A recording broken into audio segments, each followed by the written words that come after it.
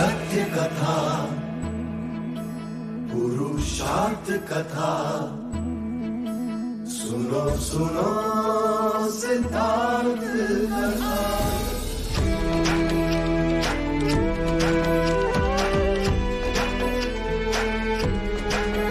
संसार में दुख का कारण क्या, संताप शोक का निवारण क्या। संसार में दुख का कारण क्या, संताप शोक का निवारण क्या। इस खोज में सब कुछ त्याग दिया, हर वैभव से वैराग लिया। वो सृष्टि से संयुक्त हुए, सिद्धार्थ से गौतम बुद्ध हुए।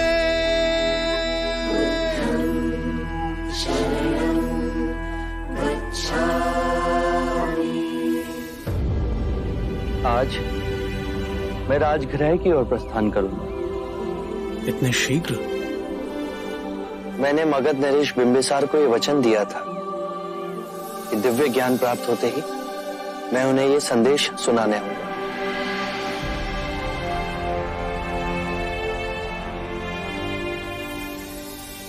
इतनी भीड़ क्यों है? यश के भिक्षु होने के बाद अब उसके मित्रों ने भी प्रण लिया है कि वे भी भिक्षु बनेंगे। विशाल नदी की एक अकेली धार बन मैं बह चला था। अब कितनी अनेक धाराएं इस प्रवाह में जुड़ती जा रही हैं। यदि ये स्वेच्छा से भिक्षु बनना चाहते हैं तो आप मेरे प्रथम शिष्य इन्हें ज्ञान दें। पर आचरण सहित आप हमें बताइए।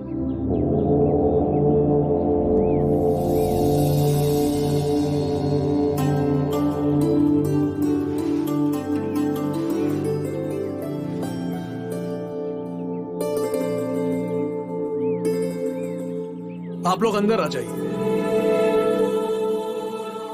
जो भिक्षु बनना चाहते हैं उन्हें अपने केश और दाढ़ी के बाल त्यागने होंगे।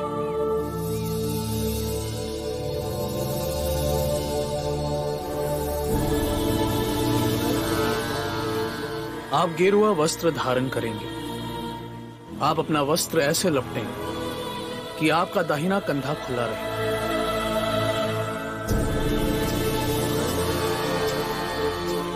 अब आप बुद्धा के प्रथम शिष्यों में से किसी एक से दीक्षा ग्रहण करेंगे।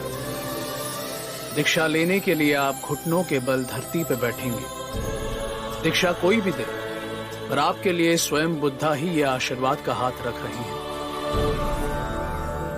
जो दीक्षा ग्रहण करे वो अपने हस्त कमल के फूल की पंखुड़ियों के समान खोल के रखे। मैं बुद्ध की शरण में जा रहा हूं। बुद्धं शरणं गच्छामि। जो धर्म का स्वरूप है मैं उसकी शरण में जा रहा हूं। धम्मं शरणं गच्छामि।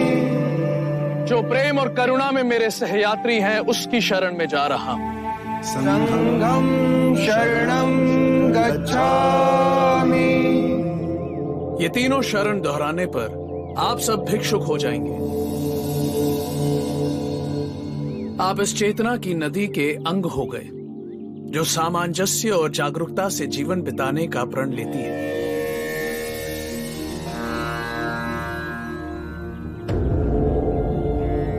मेरी अनुपस्थिति में आप सबको पूर्ण अधिकार है। आप संघ में और भिक्षुओं को दीक्षा दें। जो भी भिक्षु बनना चाहते हैं और यहाँ आने में असमर्थ हैं, वो अपने गांव में, अपने घर में, अपने परिवार में और अपने मित्रों के समक्ष भिक्षुक बन सकते हैं। उच्चतम नैतिक चरित्र का उदाहरण बनना है और अनुशासन किसी और को दिखाने के लिए नहीं, स्वयं अपने लिए है।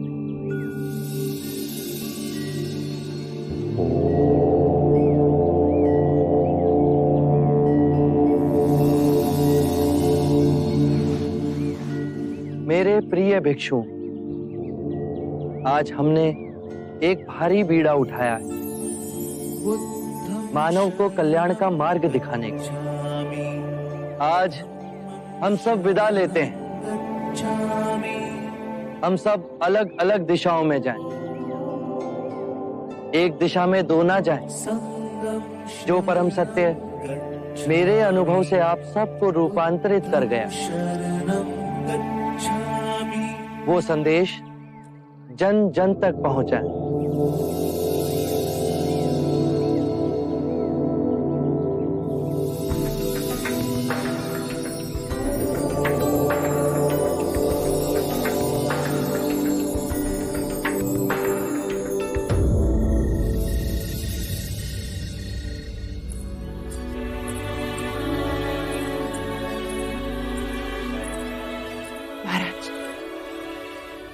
इतनी रात्रि हो गई, नंद अभी तक नहीं आया। नंद अभी तक नहीं लौटा? इसके पश्चात वो अकेले कहीं नहीं जाएगा। जब भी जाएगा रक्षक उसके साथ होंगे। एक पुत्र खो चुका हूं अब। महाराज, ऐसा ना कहें। आपके उस पुत्र ने आपका नाम इस संसार में उजागर किया है। हाँ, दिया बनकर परिवार में थोड़ा प्रकाश फैला, परंतु उसने संपूर्ण विश्व में प्रकाश फैला दिया। अब यह दूसरा पुत्र कुछ करे तो एक बार मदिरा रास लीला रंग भवन में तुझे नंद,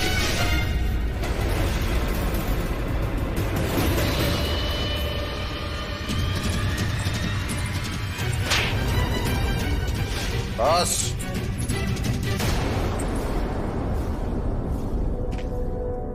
तुम उसे कहाँ ले गए थे? गणिकाओं के पास, रंग भवन में। महाराज, रंग महल जाने की उम्र है तेरी? नहीं मां, अभी बालक है, ना समझ है। इसके दोषी हैं तो ज्येष्ठ देवदत्त। उनकी संगत में ये बालक भी भटक गया। किस मापदंड से आप मुझे बुरा कह रही हैं यशोधरा देवी? महाराज, मैंने किसी को भी उसकी इच्छा के विरुद्ध कुछ नहीं करवाया। हाँ महाराज, मैं वहां अपनी इच्छा से ही गया था। और हाँ, मैं इतना बड़ा हो गया हूँ कि अपना बुरा भला समझ सकूं। अच्छा, अब तू इतना बड़ा हो गया है? हाँ, मैं इतना बड़ा हो गया हूँ कि ये समझ सकूं कि आपने हमेशा ज्येष्ठ सिद्धार्थ को मुझसे कहीं अधिक प्रेम किया। महाराज, आप नंद को रंग भवन जाने से कैसे रोक सकते हैं, जबकि रंग भवन का निर्माण आपने स्वयं करवाया सिद्धार्थ के लिए। आप ही चाहते थे कि सिद्धार्थ अपना समय गणिकाओं के साथ व्यतीत करे, अमोद प्रमोद करे। अब तो यदि सिद्धार्थ का छोटा भाई चला गया तो इसमें कौन सा तूफान आ गया? देवदत्त, अपनी जीवा को संभालो, कुछ ऐसा ना कहो जो। यशोधरा देवी, मैं कहूंगा, ये बेचारा नंद हमेशा इसके साथ सौतेला व्यवहार किया जाए। क्यों? आप क्या कह रहे हो ज्येष्ठ? ज्येष्ठ सिद्धार्थ रंग महल में जाए तो वो आनंद की बात है, और मैं जाऊं तो ये ऐसा दुर्व्यवहार। पूरा बचपन मुझे अपने माता पिता का प्यार न मिला, क्योंकि उनकी सारी आशाएं, सारा ध्यान केवल ज्येष्ठ सिद्धार्थ पर ही केंद्रित था। बचपन तो खो दिया, पर अब तो आप सब मुझे जीने दीजिए।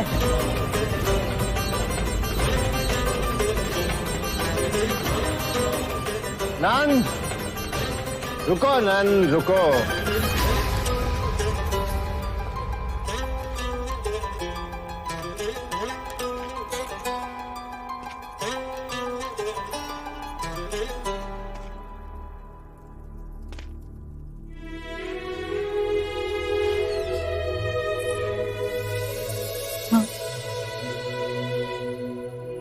नंद मन का सरल है, भी उसे उल्टी पट्टी पढ़ाई है उस चालाक देवदत्त ने। पर वो शब्द जिससे उसने अपने माता पिता का कलेजा फेरा, वो तो उसी के थे ना। एक पिता का धर्म निभाया,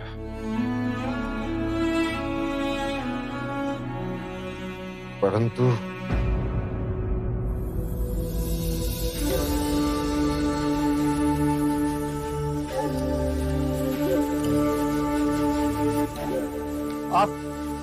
आप इस ओर से आ रहे हैं मुनिवर?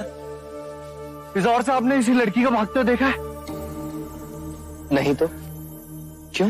डायन है। कल रात उसने मदिरा पिला हम तीनों को बेसुध कर दिया।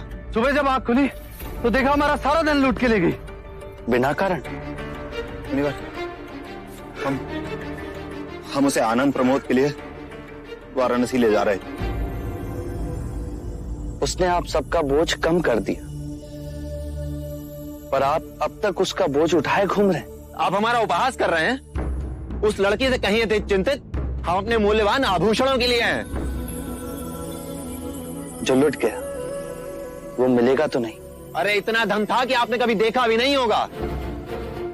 सच तो यह है कि उस नारे के पीछे हम मतवाले हो गए। उसके सौंदर्य ने हमें लूट लिया, अन्यथा ऐसा कदापि ना होता।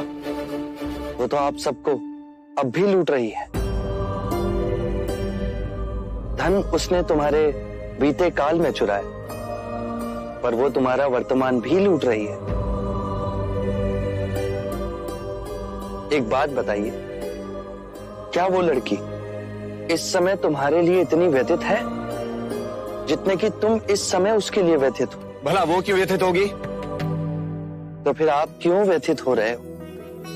जो लुटा वो भूतकाल में लुटा। उसे पकड़कर जो दंड दोगे वो भविष्य काल में होगा।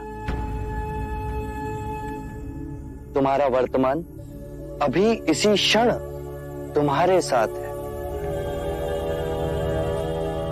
भूतकाल का बोझा उठा उस भविष्य को बदलने का प्रयत्न कर रहे हो जो अनिश्चित है, और खो रहे हो अपना वर्तमान। बात तो ये सच है।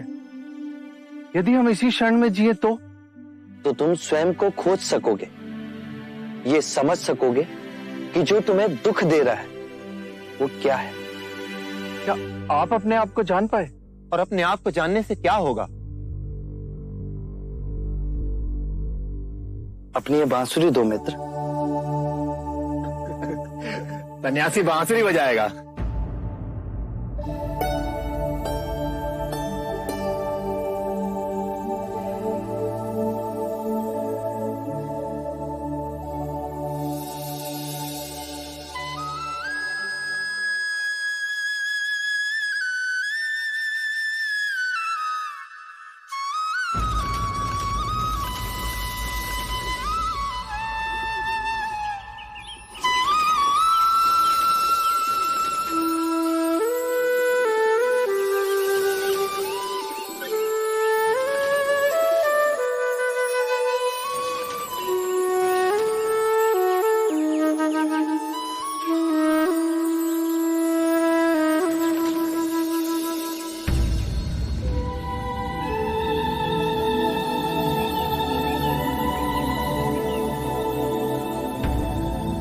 आज कितने वर्षों के बाद मैंने बांसुरी को अपने होठों से लगाया है। पहले से अधिक सुरीला हो गया हूं।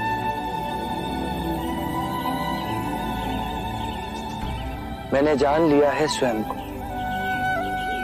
यदि तुम बांसुरी मधुर बजाना चाहते हो तो बांसुरी पर इतना ध्यान केंद्रित मत करना जितना अपने वास्तविक सार को पहचानने पर।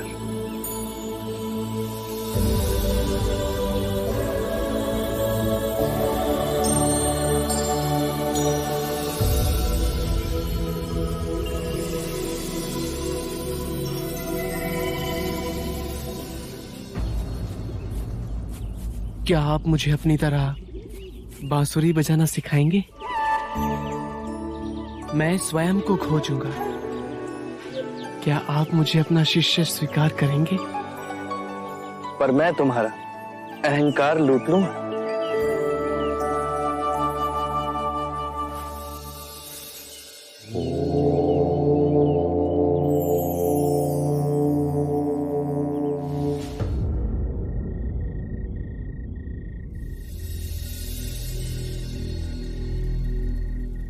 स्वाहा स्वाहा स्वाहा स्वाहा स्वाहा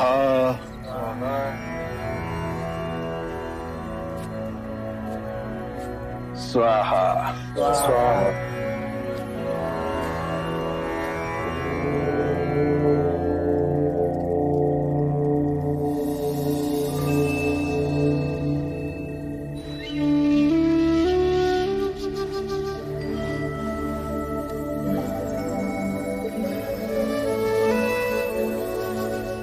जितनी सुंदर आपकी आभा है, नाम भी उतना ही सुंदर होगा। मेरा नाम सिद्धार्थ गौतम है।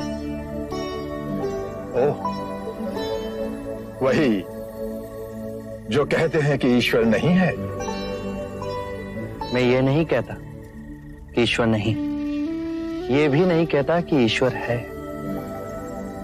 इस विषय पर कल प्रातः बात करेंगे। अभी रात्रि हो गई है। आज आप हमारे आश्रम में ही विश्राम करें। आइए। यह आश्रम किसका है? यह आश्रम मेरा और मेरे शिष्यों का है। मैं उरुवेला कश्यप हूं। मैंने आपके बारे में सुना है। आप वही उरुवेला कश्यप हैं जो वर्षा ऋतु में मुनियों को छत्र छाया देते हैं। आज रात्रि आप मेरी कुटिया में ही विश्राम कीजिए।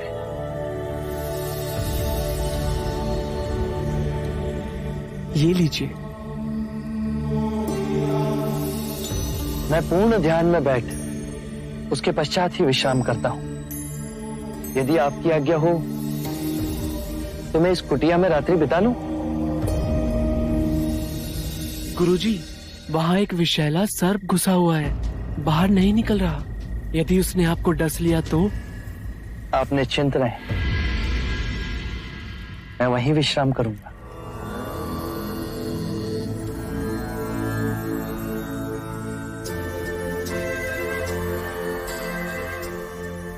गुरुजी, रोक लीजिए उन्हें। अब वे नहीं रुकेंगे। उन्होंने दृढ़ निश्चय जो कर लिया है।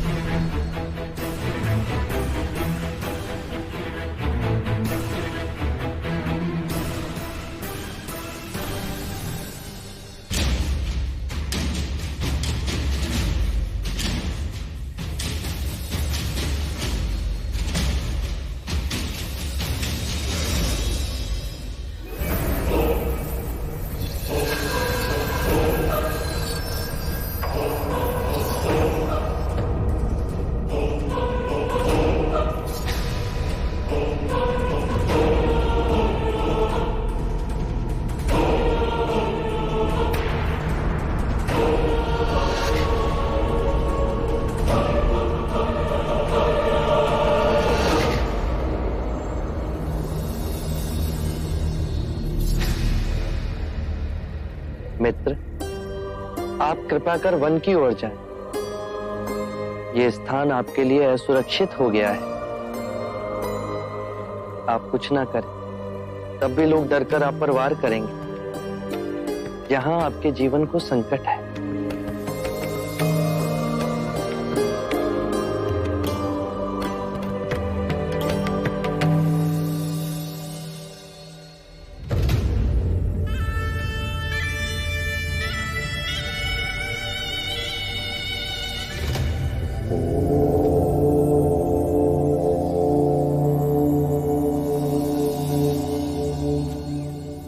अरे, आप यहाँ हैं? आज जब हम अपने शिष्यों से वार्ता कर रहे थे तो आपको वहां नहीं पाया। मैं वहां उपस्थित नहीं रहना चाहता था। क्यों?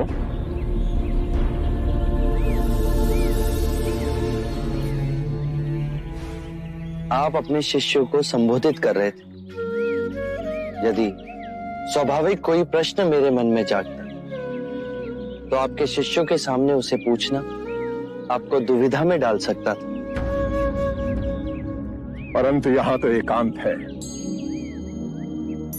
अब हम वार्ता कर सकते हैं। कृपा करें, आप दुख के संबंध में कुछ कह रहे थे। क्या आप ये मानते हैं कि दुख सत्य है? क्या आप ये भी मानते हैं कि दुख के कारण भी है? हाँ। यदि कारण है तो दुख तो रहेगा, और यदि कारण ही समाप्त हो जाए तो दुख भी लुप्त हो जाएगा। जैसे सूर्य के प्रकाश से अंधेरा। आप सुनी सुनाई बातें नहीं कहते, अपने गहन अनुभव के आधार पर कहते हैं। आप धर्म और सिद्धांत की नहीं, देखी हुई बातें कहते हैं। आपने कहा कि मुक्ति का मार्ग है अपने विवेक को जगाना और गूढ़ ध्यान में लिप्त हो जाना, जिससे मनुष्य स्वयं को और इस संसार को भली भांति समझ सकता है। परंतु एक प्रश्न है, ये जो सारी विधियां हैं, रीतियां हैं, पूजा पाठ हैं, क्या ये सब व्यर्थ है?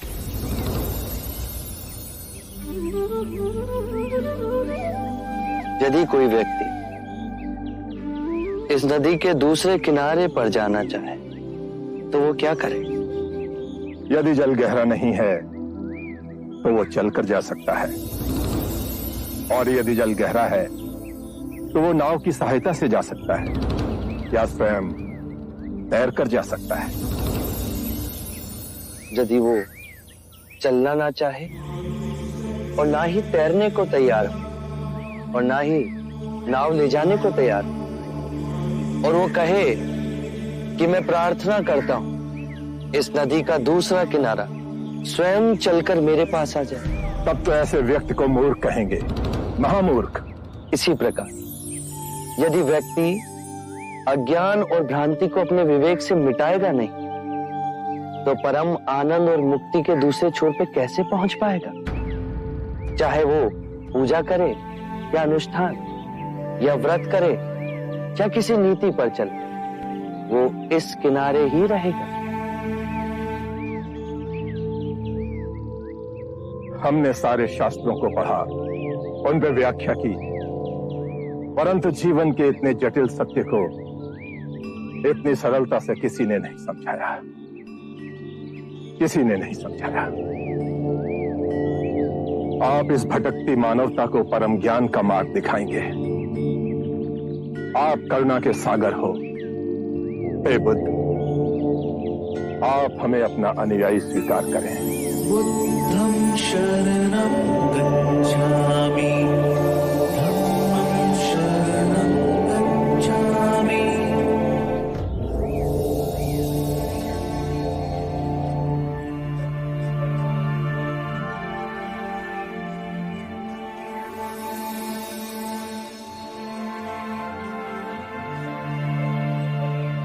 हे पराक्रमी, हे युग पुरुष, आज बुद्ध की शरण में हम आते हैं, आज धर्म की शरण में हम आते हैं, आज संघ की शरण में हम आते हैं। समय की गहरी नदी में इन दीन दुखियों और भटकती आत्माओं के आप ही नाविक हो। घोर अनर्थ हो रहा है गुरुवर्य, घोर अनर्थ। कोई मोहिनी सिद्धि है उसके पास जो अपने को बुद्ध कहता है। इतना अहंकारी स्वयं को बुद्ध घोषित कर रहा है। उसके जादू मंत्र को देखिए। उर्मिला कश्यप और उसके दोनों भाई अपने शिष्यों के साथ उस पाखंडी के संघ में शामिल हो गए।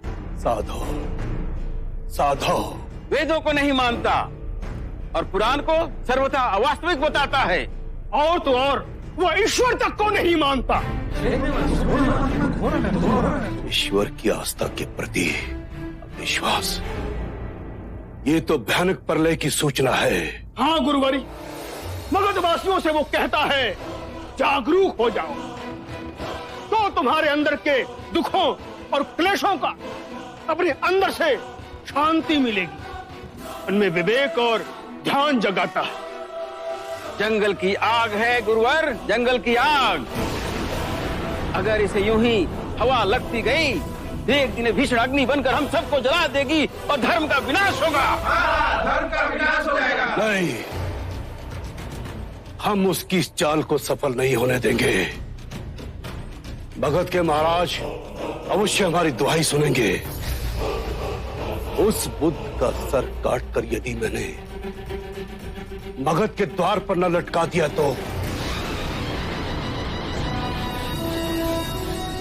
महाराज बिंबिसार पधार रहे हैं।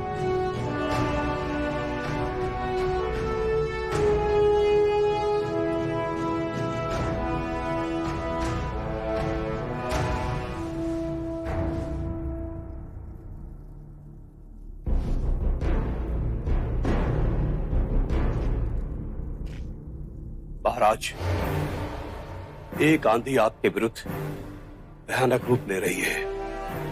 एक व्यक्ति हमारे धर्म और हमारे सामाजिक ढांचे को हिला रहा है। कौन है वो? क्या परिचय है उसका? एक ढोंगी जो ना तो ईश्वर को मानता है और ना ही किसी धर्म।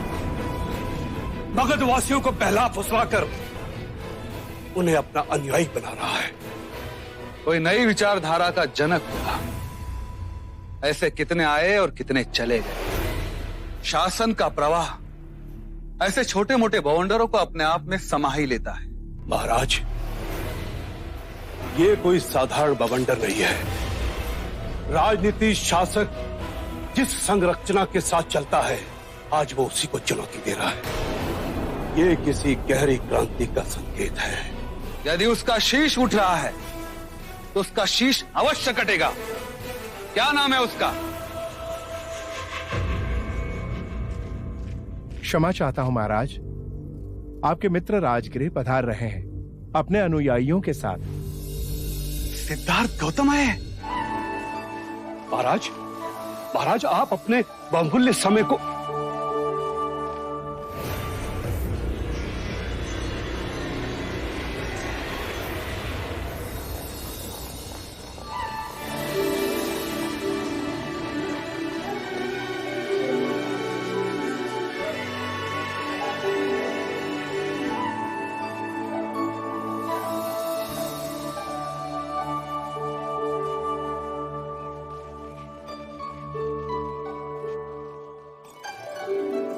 महाराज, आपके स्वागत के लिए वे स्वयं नहीं आए। इतना अभिमान।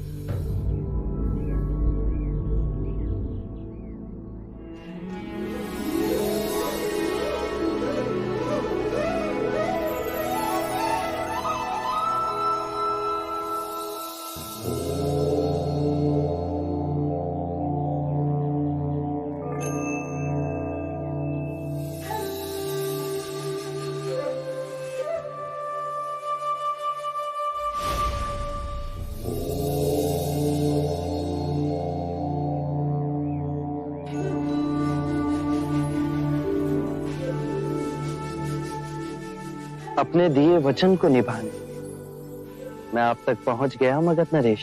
मैं जानता था आप अपना वचन कभी ना तोड़ेंगे। किंतु अब आप वो रहे ही नहीं। कौन हो आप? उरुवेला के बच्चों ने मुझे नया संबोधन दिया, बुद्ध।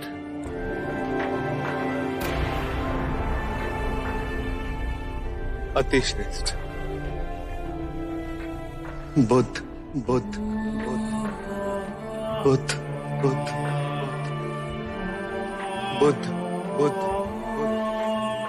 मैं भी अब आपको बुद्ध ही कहूंगा। सिद्धार्थ से बुद्ध का परिवर्तन अद्भुत है।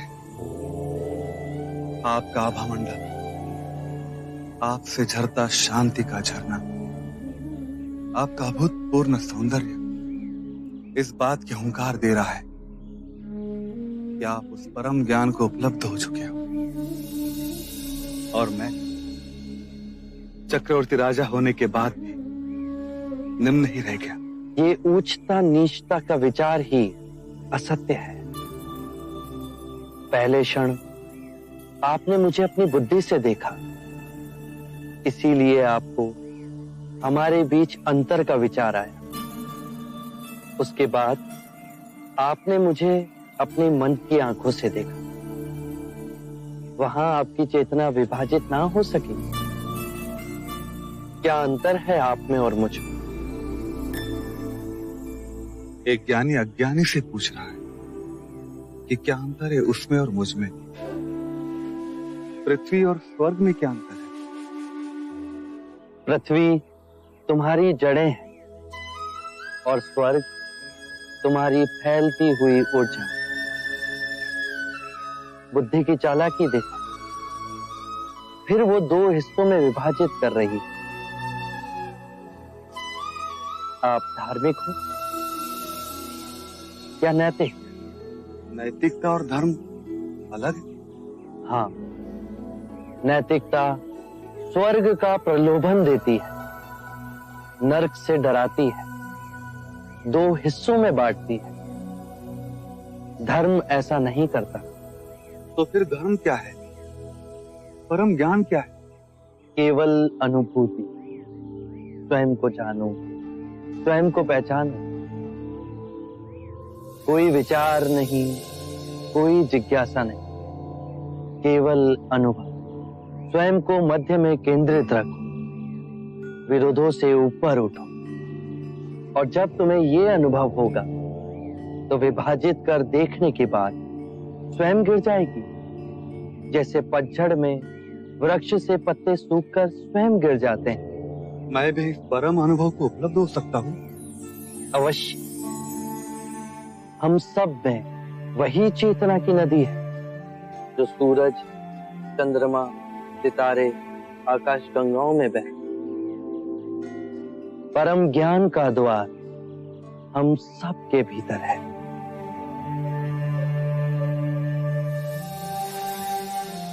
आप मुझे अपना अनुयायी बनाएंगे? अवश्य।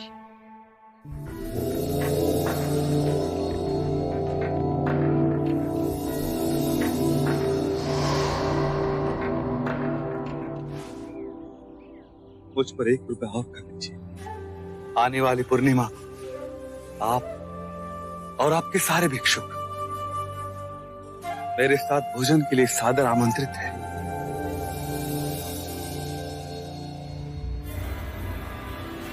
तुम ऐसे चुप हो जैसे तुम्हें सांप सूंघ गया। ऐसी मोहिनी बातें करने वाला, इतना विशाल व्यक्तित्व, इतनी सरलता। लगता है बुद्ध का जादू तुम पर भी चल गया है। मुझ पर नहीं, महाराज बिंबिसार पर। वो बुद्ध के मोह में फंस गए। हाथ जोड़े उनके साथ ऐसे बैठे जैसे कोई किशोर युवा अचंभित आंखों से ताकता हुआ प्रश्न पूछ रहा। घोर सर्वनाश। महाराज का तो बाद में होगा, उससे पहले कहीं हमारा ना हो जाए। सर्वनाश। श्रीमान मंत्री महोदय, कुछ अधिक बढ़ा चढ़ा करके तो नहीं बोल रहे हैं आप? महाराज बिंबिसार ने बुद्ध के अनुयायी होने का प्रस्ताव रखा है और उनके भिक्षुओं को भोज के लिए राजमहल में आमंत्रित भी किया है। कुलगुरु, आप अपनी चोटी संभाल कर रखिए। कहीं ऐसा ना हो कि ये आंधी, जिसका नाम बुद्ध है, आपकी चोटी जड़ से उखाड़ ले जाए। अर्थात हमारे महाराज बुद्ध के विरुद्ध में कुछ नहीं सुनना चाहेंगे। अरे वो बुद्ध जन जन को जो ज्ञान का मार्ग बता रहा है, उससे सबसे ज्यादा हानि हमारी होगी। एक अधिपत्य हमने बनाया, हम ब्राह्मणों को ब्रह्म ज्ञान का स्रोत माना गया। हमारे ज्ञान के बिना क्षत्रियों का भी कोई बल न था। हम दरबार में भी राजा से वशिष्ठ बने। वाणिज्य करने वाले तो सिर्फ अपने धन को बढ़ाते रहे, उनकी सोच वहीं तक सीमित थी। और शूद्रों को हम सबकी सेवा करने का सौभाग्य हमने उन्हें सौंपा। ये व्यवस्थित ढांचा जो सदियों से चलता आ रहा है, एक व्यक्ति जो क्षत्रिय है, सिद्धार्थ गौतम, ब्राह्मणों से उच्च श्रेणी में पहुंच सारी व्यवस्था को तहस नहस कर देगा। गुरुवरे, हमारे धर्म का क्या होगा? क्या होगा हमारे धर्म का? धर्म तो हम ही है ना। हमारे शत्रु के मित्र हमारे महाराज। तो क्यों ना हम अपने शत्रु के विरुद्ध एक नया शत्रु पैदा करें। अरे ये बहुत गंदी राजनीति है। हम ब्राह्मणों को ये सब कुछ शोभा नहीं देता, परंतु हम कर भी क्या सकते हैं। हमें अपने धर्म की रक्षा करनी है। हम अपने रक्षक तैनात करेंगे जो हमारी छत्र छाया बन सके, जो हमारी बात मान सके, युवा हो जिन्हें उकसाया जा सके, विवेक और विचार जिनके साए से कोसों दूर दूर तक भागे, संपूर्ण क्षत्रिय स्वभाव हो, जिनके हाथों में हमारे महाराज कठपुतली बनकर नाचे। ऐसा कोई है? हाँ, है एक, जिसके जन्म कुंडली में लिखा है वो अपने पिता का विनाशक होगा। हमारे महाराज बिम्बसार का पुत्र युवराज अजात शत्रु, जिसका नाम भी शत्रु पड़ा, जो अपने पिता का शत्रु होगा। हमारे शत्रु का शत्रु बनेगा अजात शत्रु।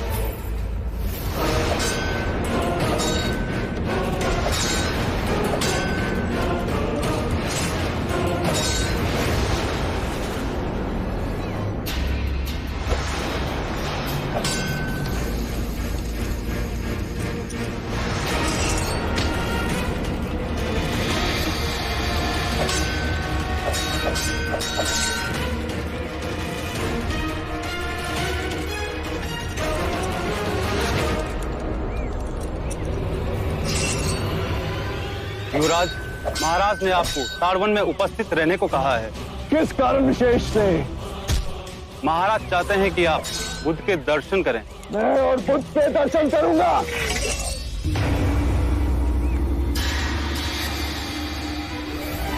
उस क्षत्रिय से जो शत्रक के नाम पे कलंक, जो पलायनवादी, महाराज को भी क्या सूझी।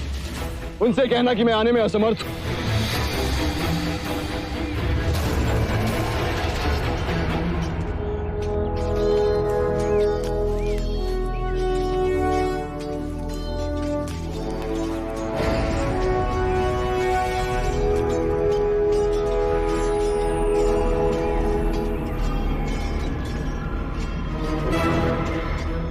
आज सूर्य पूर्व से ही उदय हुआ के कुलगुरु, वहां हमारे पिताश्री हमें सन्यासी के दर्शन हेतु बुला रहे हैं और यहाँ हमारे कुलगुरु हमारे दर्शन हेतु आए।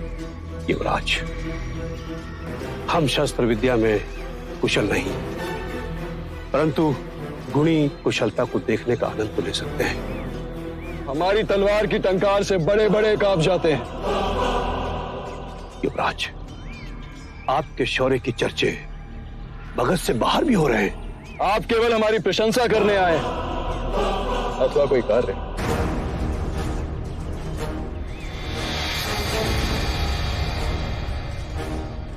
युवराज, मगध की आशाएं आपसे बढ़ गई हैं।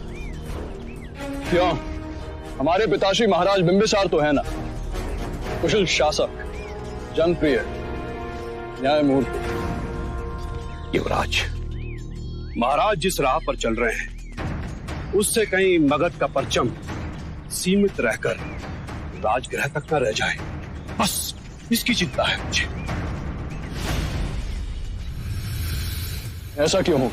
साधुओं और ढोंगियों के चक्कर में पड़ेंगे तो यही तो होगा। आपका आशय बुद्ध की ओर? हाँ, वो बुद्ध महाराज बिंबिसार को चक्रवर्ती सम्राट बनने के लक्ष्य से भ्रमित कर रहा है। इतनी बात तो नहीं सुनेंगे महाराज उसकी। संकेत तो कुछ ऐसे ही दिख रहे हैं युवराज। महाराज बुद्ध के मोहजाल में फंसते जा रहे हैं। कहीं उनकी बातों पे आकर वो हमारे धर्म को अपमानित न कर बैठे। अपनी पसंद नापसंद ये तो एक व्यक्तिगत राय है, उसे सारे देश पर थोपना, या फिर हम ब्राह्मणों के साथ अन्याय हुआ तो? आप कल्पना के घोड़े न दौड़ाएं कुलगुरु। ये आप कह रहे हैं युवराज? अम्रपाली के कारण आपके और महारानी के साथ कम अन्याय हुआ क्या? युवराज, संकट के बादल तो सिंहासन पर भी मंडराने लगे हैं।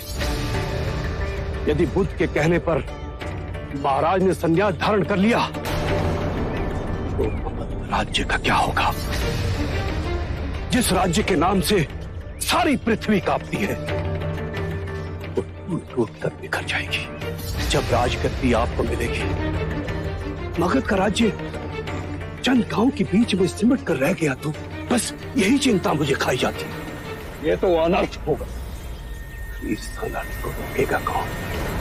एक क्षत्रिय, एक वीर योद्धा महाबली, वो आपसे बढ़कर कोई नहीं हो सकता। तो मेरा भी वचन है आपको,